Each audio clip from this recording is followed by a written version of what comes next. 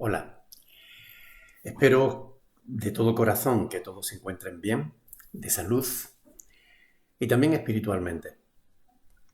Es el deseo de los pastores que os presidimos en el Señor, que todos vosotros se mantengan sanos y vuestras familias también. De nuevo estamos con vosotros para poder estudiar juntos la palabra del Señor. Espero que estén todos preparados y listos con papel y bolígrafo porque vamos a comenzar a estudiar las Sagradas Escrituras. A través de este medio lo tienen más sencillo porque si no se enteran de alguna cosa, pues les basta comparar el vídeo y darle marcha atrás para volver a oírlo, ¿no? Aunque espero que no sea necesario porque estén realmente preparados, prestando mucha atención. La semana pasada el pastor Andrés nos habló del sometimiento. Uno de los temas más interesantes y difíciles de entender de cuantos hallamos en las Sagradas Escrituras. Hoy quiero continuar con el mismo tema, enfocándolo desde otro ángulo, pues el tema realmente da para mucho y debemos aprovechar para no perdernos ni un ápice de las enseñanzas que encontramos en la palabra de Dios. Comencemos por leer la perícopa de Efesios capítulo 5, versículo del 21 al 23. Efesios capítulo 5, 21 al 23. Dice la palabra del Señor lo siguiente: Someteos unos a otros en el temor de Dios.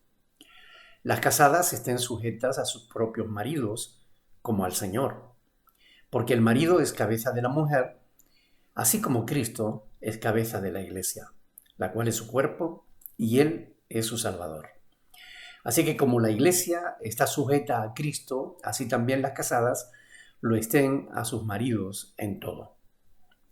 Maridos, amad a vuestras mujeres, así como Cristo amó a la Iglesia y se entregó a sí mismo por ella,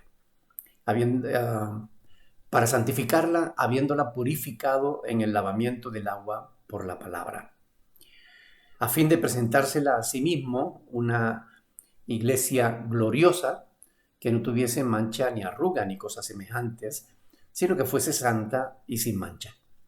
Así también los maridos deben amar a sus mujeres como a sus mismos cuerpos. El que ama a su mujer, a sí mismo se ama. Porque nadie aborreció jamás su propia carne, sino que la sustenta y la cuida, como también Cristo a la Iglesia, porque somos miembros de su cuerpo y de su carne. Por esto dejará el hombre a su padre y a su madre, y se unirá a su mujer, y los dos serán una sola carne. Grande es este misterio, mas yo digo esto, dice Pablo, respecto de Cristo y de la Iglesia. Por lo demás, cada uno de vosotros ame también a su mujer como a sí mismo, y la mujer respete al marido. Bueno, en esta perícopa o porción bíblica se nos hablará de la relación entre los esposos. He oído usar este pasaje en multitud de bodas. Casi siempre comienzan a partir del versículo 22, dejando justamente el versículo 21 fuera, cuando en realidad es quizás el más importante a la hora de tener en cuenta por los esposos, pues los demás no podrán ser llevados a la práctica si primero no se tiene en cuenta el verso 21.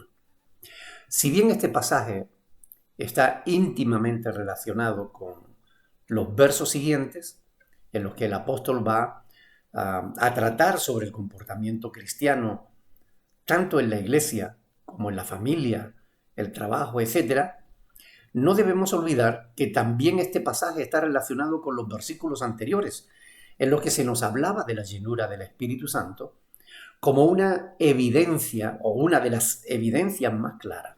¿Ok? Es decir, el sometimiento mutuo es una evidencia de estar llenos o de vivir llenos del Espíritu Santo. Debemos reconocer que al ser humano no le gusta el sometimiento. Está acostumbrado a hacer lo que le place, cuando le place, de la manera que le place y sin tener que rendir cuentas a nadie, ni siquiera a su esposa cuando la tiene, y también sin preocuparse de los propios hijos, ¿no?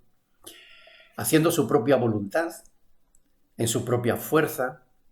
En multitud de ocasiones el ser humano comete errores, toma decisiones como bien le parece, sin tener en cuenta las consecuencias de tales decisiones.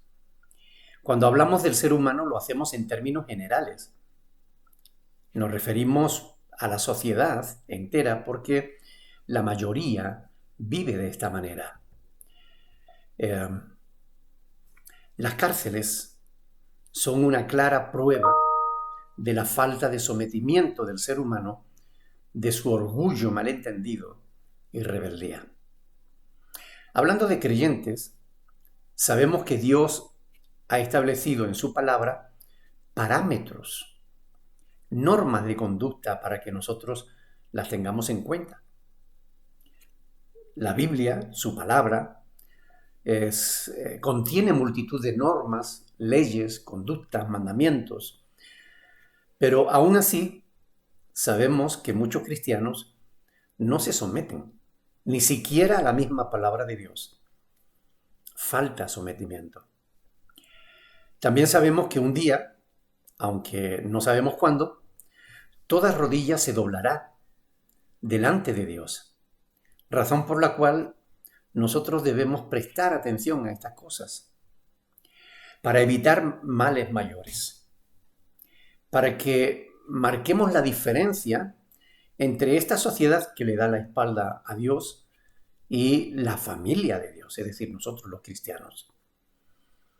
Hay que reconocer que la gente en su mayoría le sigue dando la espalda a Dios.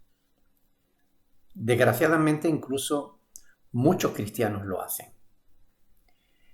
Algunos ya cayendo incluso en la apostasía, escuchando antes a espíritus engañadores que le apartan de la verdad que la propia palabra de Dios.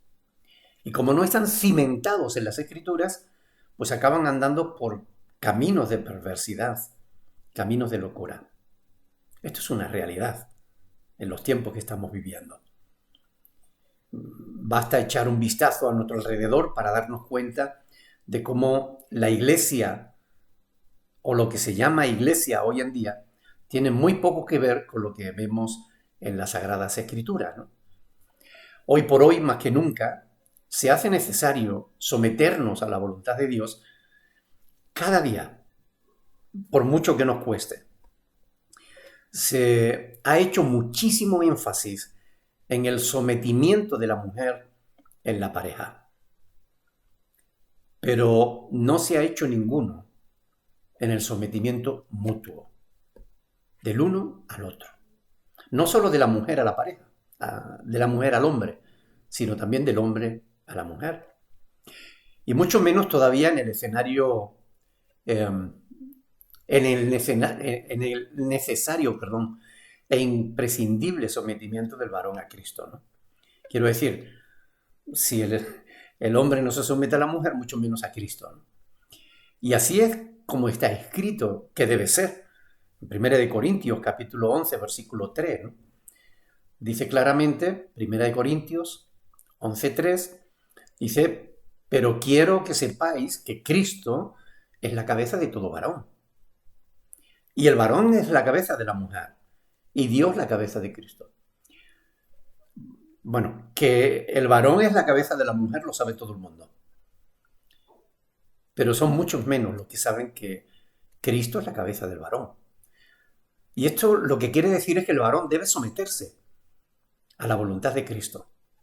Que el varón debe estar también en sujeción. Que el varón no puede mandar, porque no es una jerarquía, no puede mandar a la mujer lo que él quiera. Tiene que tratarla como Cristo le trata a él. De modo que cuando un varón exige a su esposa que se le someta, debe estar suficientemente seguro de que él mismo está sometido a Cristo.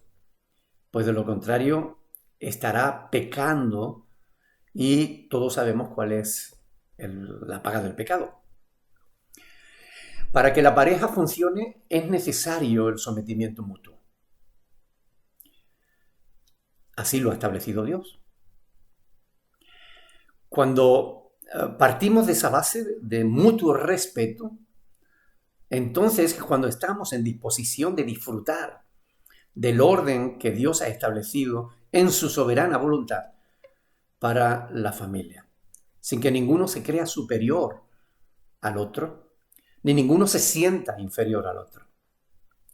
Recuerden que Pablo ya habló de la iglesia como de una familia.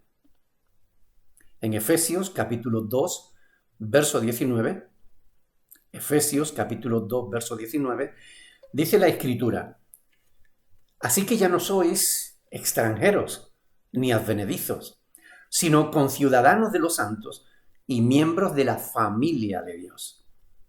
Dios nos considera sus hijos y nosotros debemos considerarle a Él Padre, lo cual quiere decir que unos y otros nos tenemos que considerar hermanos.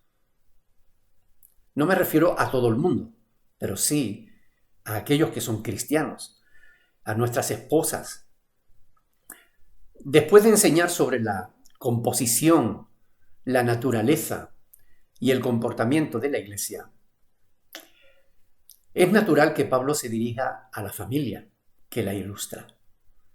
Él ha tratado a lo largo de la epístola a los Efesios sobre todos estos temas: la naturaleza, la composición, la naturaleza y el comportamiento de la iglesia. Ahora va a usar a la familia como un ejemplo, como un modelo, como una metáfora de lo que es la relación dentro de la iglesia.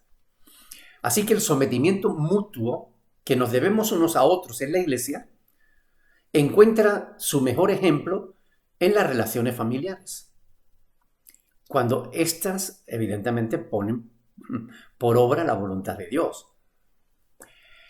Es muy importante tomar esta porción bíblica como parte de toda la epístola a los Efesios y no como un comentario aislado sobre la familia, porque no lo es. Está dentro del contexto de lo que Pablo viene explicando sobre la iglesia, como un ejemplo de la sujeción mutua que nos debemos unos a otros y su papel como evidencia de que estamos llenos del Espíritu Santo. El sometimiento ha de ser mutuo y voluntario. No se puede imponer, como la autoridad. La autoridad no se puede imponer. O se reconoce o no se reconoce.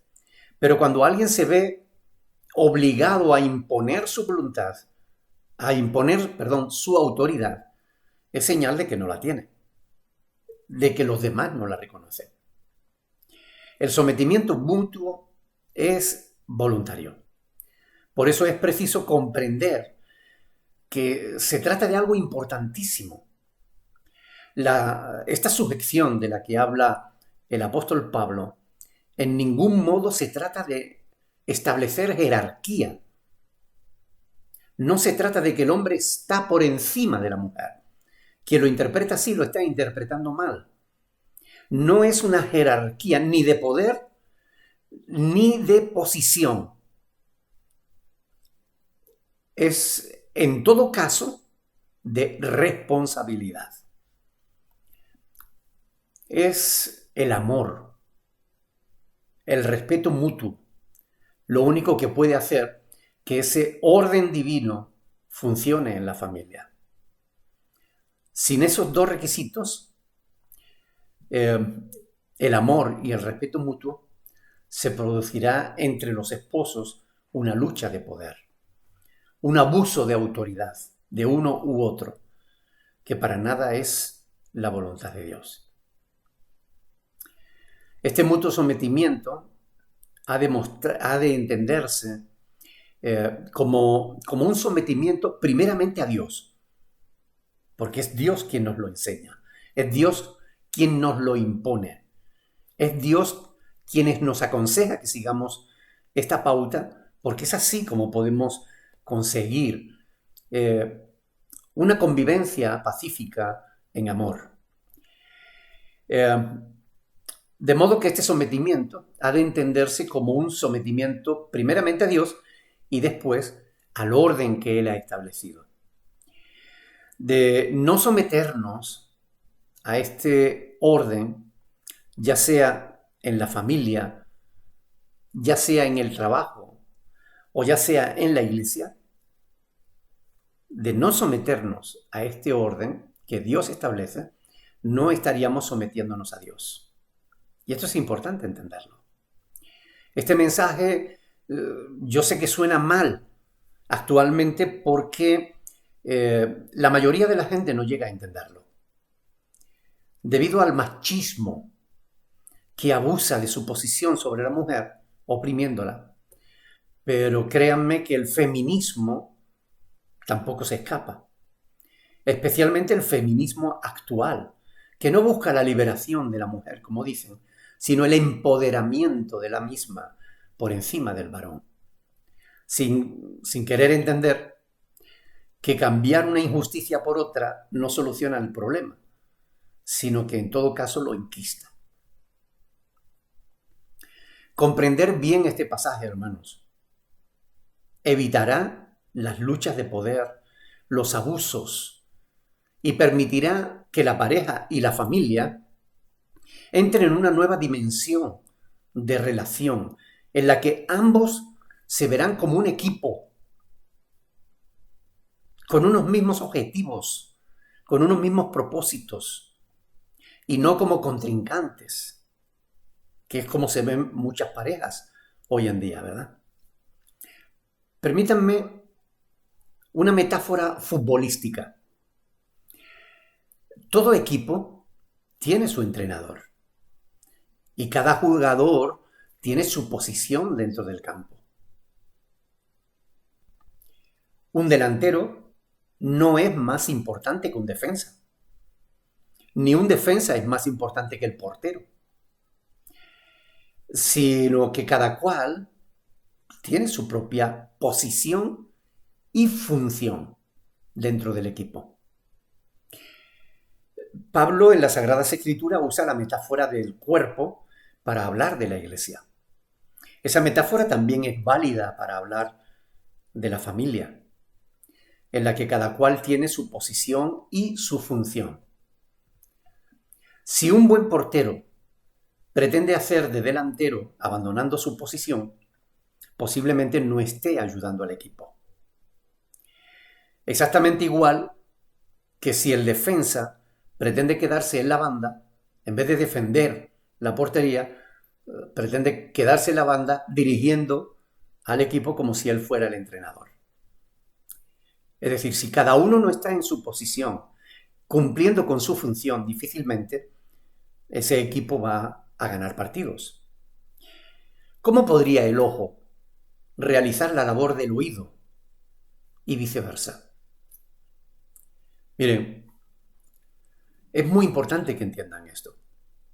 Hombres y mujeres somos exactamente iguales en cuanto a dignidad y valor como personas. Ni uno es más por tener una posición y una función que realizar, ni otra es menor por tener una posición o función diferente. Juntos, sometidos mutuamente por el bien de la familia, cada cual en el lugar en el que Dios lo ha puesto, cumpliendo con su responsabilidad, hacemos que la familia funcione. De otro modo, estamos cayendo en el error de creer que somos más sabios que Dios. Y créanme, no lo somos.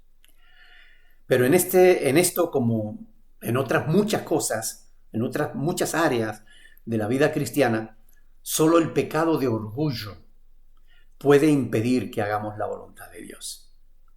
Desgraciadamente, hoy en día no son pocos los hombres que están abandonando su responsabilidad como cabeza del hogar, obligando a la mujer a tomar su posición, lo cual produce estragos en la familia. Esto no debiera ser así. Cada uno debe cumplir su función, cada uno debe cumplir su tarea, cada uno debe ser responsable. en aquello en lo que Dios le ha puesto. Sabemos que vez tras vez la palabra de Dios nos exhorta a la humildad. Recuerden, por ejemplo, Mateo capítulo 18, del 1 al 5. Mateo capítulo 18, del 1 al 5. Ahí dice que en aquel tiempo los discípulos vinieron a Jesús diciendo: ¿quién es el mayor en el reino de los cielos? Y Jesús, llamando a un niño, lo puso en medio de ellos y le dijo: de cierto os digo que si no os volvéis y os hacéis como niños, no entraréis en el reino de los cielos. Así que a cualquiera que se humille como este niño, ese es el mayor en el reino de los cielos. Y cualquiera que reciba en mi nombre a un niño como este, a mí me recibe. El orgullo es un pecado terrible, hermanos, que nos hace creer que somos mejores o superiores a los demás. Y nos estorba cuando se nos demanda sometimiento. Porque la verdad es que no somos mejores que los demás, ni somos superiores a nadie. Pablo dice: nadie tenga más alto concepto de sí que el que deba tener, ¿verdad? Nunca me canso de citar al apóstol Pablo, que teniendo más motivo que muchísimos otros para sentirse orgulloso de sí mismo, también habló más que muchos otros de la necesidad de la humildad. En pasajes tan hermosos como, por ejemplo, Filipenses 2, del 1 al 4, ¿no? Ahí dice Pablo: por tanto, si hay alguna consolación en Cristo, si algún consuelo de amor, si alguna comunión del Espíritu, si algún afecto entrañable, si alguna misericordia, completad mi gozo sintiendo lo mismo, teniendo el mismo amor, unánimes, sintiendo una misma cosa. Y añade: nada hagáis por contienda o por vanagloria, antes bien con humildad, estimando cada uno a los demás como superiores a él mismo, no mirando cada uno por lo suyo propio, sino cada cual también por los de los demás. Bueno, y justamente después de estas hermosas palabras de Filipenses 2, del 1 al 4, Pablo pasa a poner el mejor o el mayor ejemplo de humildad que ha habido a lo largo de la historia de la humanidad, que es el ejemplo de Cristo, ¿no? Cuando en esos pasajes de Filipenses 2, del 5 al 11, habla de cómo Cristo se humilló por nuestro bien. Cristo, que en Mateo capítulo 11, versículo del 29 al 30, dijo: llevad mi yugo sobre vosotros y aprended de mí, que soy manso y humilde de corazón, y hallaréis descanso para vuestras almas, porque mi yugo es fácil y ligera mi carga. Hermanos, no hacerlo hace la carga mucho más pesada. El orgullo no nos ayuda, nos estorba. El matrimonio no funciona mejor cuando hombre y mujer están luchando entre sí a ver quién puede más. En tales casos, la carga se hace insoportable. Y es el motivo por el que muchos matrimonios fracasan y acaban rompiéndose. Si siguiéramos los consejos bíblicos que tenemos en la palabra de Dios relacionados con el matrimonio, si los siguiéramos, entonces no tendríamos tantos problemas como muchos matrimonios tienen. Porque jamás llegaron a entender que son un equipo, que deben ayudarse mutuamente frente a los problemas, deben hacer un frente común. No buscar culpables, que es lo que en muchos casos se hace, ¿verdad? La culpa es tuya, no porque tú dijiste, porque tú hiciste. Cuando en realidad deberían preguntarse el uno al otro: ¿Qué hacemos? ¿Cómo superamos esto? No somos contrincantes en un ring dando unos golpes para comprobar a ver quién es más fuerte, quién es más inteligente o quién aporta más a la familia. No somos púgiles en un ring. No estamos compitiendo entre nosotros. Somos un equipo que debemos ayudarnos mutuamente, el uno al otro. La mujer considerando al hombre, el hombre considerando a la mujer, sometidos unos a otros en el temor de Dios. Porque ambos son iguales e igualmente necesarios, cada uno en su posición, cada uno realizando su propia función. Como también el apóstol Pablo exhortó diciendo, igualmente jóvenes, estad sujetos a los ancianos y todos sumisos unos a otros, revestidos de humildad, porque Dios resiste a los soberbios y da gracia a los humildes. Humillaos, pues, bajo la poderosa mano de Dios, para que Él os exalte cuando fuere tiempo, echando toda vuestra ansiedad sobre Él, porque Él tiene cuidado de vosotros. Estas son palabras de Pedro, no de Pablo, perdón. Las encontramos en la primera epístola del apóstol Pedro. Esta necesaria cooperación hace posible la convivencia pacífica dentro, en el seno del hogar. Hace que sea posible, llevando a la familia al centro de la voluntad de Dios. Hermano, entienda cuán importante es recordar esto. En estos momentos en los que nos vemos forzados a la convivencia en casa, encerrados, sin el habitual desahogo que pudiera suponer el salir y desconectar.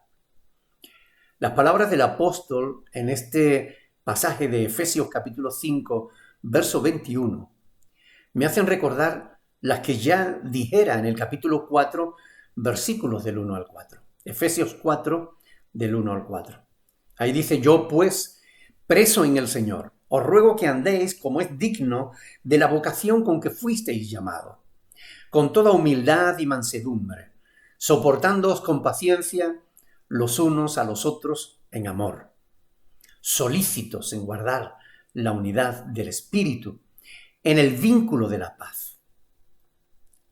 Un cuerpo y un espíritu. Así es como funciona la iglesia. Y así es como funciona la familia. Cuando obramos en humildad, cuando obramos con mansedumbre, cuando somos capaces de soportarnos los unos a los otros en amor. Mediten en ello. Pónganlo por obra.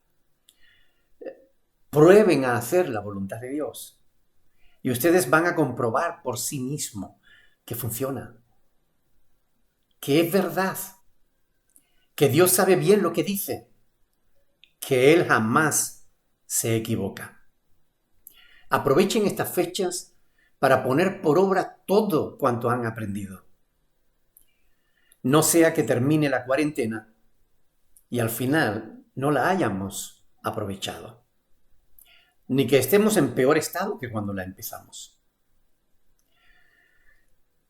Los matrimonios se estropean y acaban fallando y rompiéndose, justamente porque la gente no hace caso a la palabra de Dios, porque no tienen en cuenta la voluntad de Dios. Si la hicieran, arreglarían sus problemas, aprenderían a llevarse bien el uno al otro, el uno con el otro. Trabajarían remando juntos en la misma dirección, pudiendo llevar la familia a buen puerto. Primera de Corintios capítulo 3 demuestra el desastre que se produce cuando cada cual va a lo suyo, cuando ninguno piensa en el otro. La paz en unidad y armonía solo es posible cuando ponemos por obra las palabras de Dios. Por último, no podemos olvidarnos de la expresión en el temor de Dios. Someteos unos a otros en el temor de Dios. Efesios 5:21. Ya que ahí, con esa frase, en el temor de Dios, el apóstol Pablo está estableciendo el medio y la razón que lo hace posible. El temor de Dios, o el respeto a Dios, consiste en amar sabiduría. Proverbios 1:7. El temor o el respeto a Dios consiste en el principio de la sabiduría. Proverbios 9:10. Algo que debemos aprender. Salmos 34:11. Consiste en aborrecer el mal. Proverbios 8:13. El temor de Dios es manantial de vida. Proverbios 14:27. Consiste en buscar el reposo. Proverbios 19:28. Consiste en respetar también a los demás, al prójimo. Levítico 19:14 y 32. El temor a Dios es nuestro tesoro. Isaías 33, versículo 6. Todo esto no es posible sino por la obra del mismo Dios en nuestras vidas, obra que Él hace por medio de su Espíritu Santo en nosotros, que nos cambia, que nos transforma, poniendo en nosotros el carácter de Cristo en vez de nuestro mal carácter. Solo de ese modo podemos lograr la mutua sumisión que necesitamos. Hay creyentes que se justifican diciendo yo soy como soy. No, hermano, deja de ser como eres y comienza a ser como Dios quiere que seas. Con una actitud consciente, sometiéndonos a la voluntad de Dios, que está claramente revelada en su palabra. Cada miembro del cuerpo de Cristo y de la familia debe voluntariamente reconocer los derechos, necesidades y deseos de los otros. Así los creyentes o los esposos estarán en condición de presentar un frente unido a los problemas que surjan y se dará la bendición que produce la verdadera comunión cristiana y Dios en Cristo será glorificado en la iglesia y en el hogar. Esta es una exhortación general que hace Pablo antes de entrar en hablarle concretamente a la mujer o concretamente al hombre. Siguiendo el estilo literario hebreo, después paso a paso va a desgranarlo. Hermanos, la ética que propone aquí el apóstol Pablo es absolutamente desconocida y extraña para la mayoría del mundo. Este sometimiento mutuo que propone el apóstol solo es posible cuando los distintos miembros de la iglesia o de la familia dependen a su vez de Dios. Yo soy consciente de que esta idea de un mutuo sometimiento es exclusiva de la fe cristiana, absolutamente contraria a la mayoría de las gentes. Incluso si los creyentes no están bien relacionados con Dios, tendrán problemas para comprenderla. Es decir, si cada uno de los miembros de la pareja no están sometidos individualmente a Dios, no lograrán someterse en pareja el uno al otro en amor. Aun cuando logremos alcanzar este mutuo sometimiento, deberemos ser muy responsables en el vigilarnos cada uno a sí mismo, a fin de no desviarnos de ese propósito, porque con facilidad olvidamos nuestras responsabilidades. Es decir, no es fácil conseguir el mutuo sometimiento, pero si lo logramos, vigilemos, estemos alerta de que no nos desviamos de ese mutuo sometimiento, porque con facilidad podemos abandonarlo. Debemos reconocer que somos más dados a recordar nuestros derechos que nuestras obligaciones, al orgullo, más inclinados al orgullo que a la humildad. Por eso debemos cuidar esto. Hermanos, hasta aquí este tema.